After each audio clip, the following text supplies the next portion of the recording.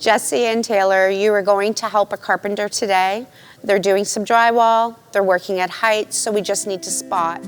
Well, after I graduated carpentry school, there was a boom in the building industry, so there was lots of jobs to choose from. But talking to my father-in-law, and he kind of told me a bit about First Onsite and the management crew there, so I just really thought it'd be a great fit to try.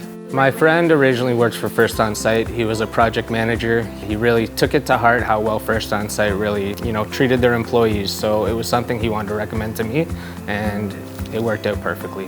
The scope of work, it ranges so much from day to day. You could be a demo guy one day, you could be a cleaner the next day, and you could be picking up garbage one day. It's all over the place, but it's interesting. Once we get our lists of duties, we usually go load up the van with supplies, go pick up materials, and then we'll head out for the day. Today we're gearing up for some water damage. We just had a hurricane come through the area. Our main focus is to try to get this property dried out.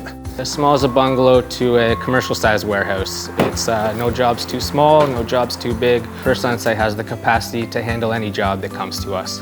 All right, so we just got a call for a commercial loss, dishwasher leaking. The plumber has been on site, they've turned off the water.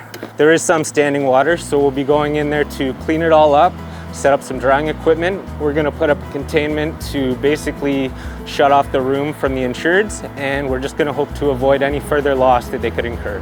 One of the more difficult parts about the job is being on call, so you always kind of have to be ready to go at any moment. Doesn't matter if it's 2 o'clock in the morning or right before work or even during the day. You show up at someone's house and it could be one of the worst days of their lives, and you have to try and show up with a smile on your face and try and make them feel good. So that would definitely be one of the most challenging things. You really have to have a heart and you have to be understanding of how they feel. One thing I really love about the job is you're really trusted to do the job on your own, and that's what means the most. It really makes you feel important when they put trust into your hands. So I take a lot of pride in that at the end of the day I felt useful getting homes and businesses back to where they were before these situations. So just knowing that each day you made a difference in someone's life is great.